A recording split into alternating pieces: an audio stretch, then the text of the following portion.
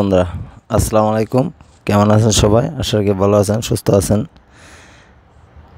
আজকে আমরা যে বিষয়টি নিয়ে আলোচনা করব সেটা হচ্ছে ডিবি লটারি 2026 বিষয় নিয়ে আলোচনা করব। তো অনেকে আমাকে ফোন দিয়েছেন, মেসেজ করেছেন এবং বিভিন্নভাবে হোয়াটসঅ্যাপ করেছেন যে ডিবি লটারি 2026 সম্পর্কে কিছু বলার জন্য। আপনারা জানেন যে ডিবি লটারি আমেরিকাতে 55,000 লোক নেয় প্রতিটা লটারিতে।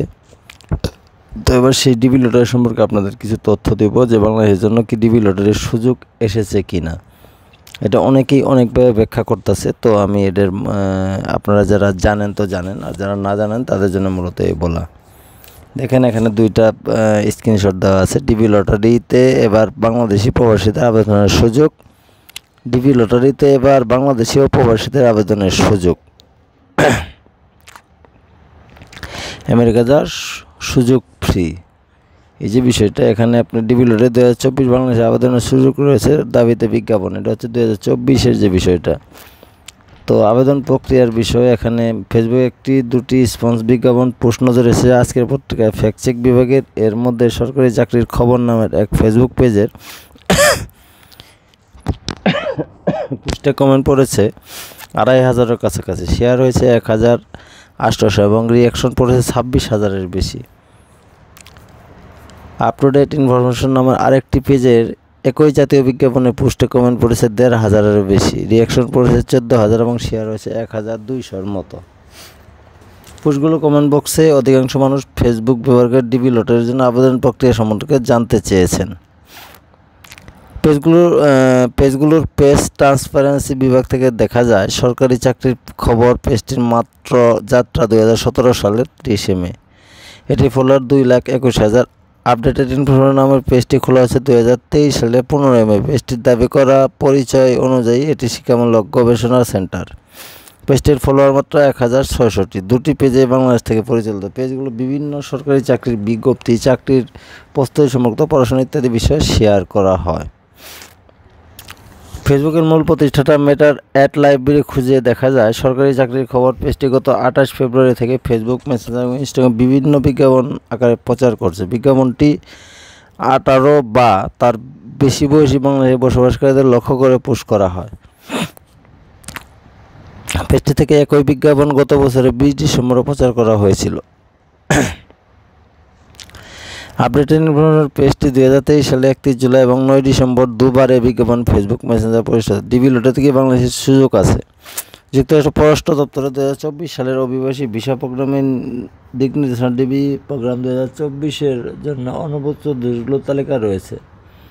2024-26 যেটাই বলেন না কেন, দেশগুলোর অনুপযুক্ততা সম্পর্কে পররাষ্ট্র দপ্তর জানিয়েছে এই দেশগুলো থেকে গত 5 বছরে 50,000-এর বেশি নাগরিক অভিবাসী হিসেবে যুক্তরাষ্ট্রে গিয়েছে। দেশগুলোর তালিকা প্রথমেই রয়েছে বাংলাদেশের নাম। অর্থাৎ ডিবি প্রোগ্রাম 2024-এ বাংলাদেশের কোনো আবেদনের সুযোগ নেই।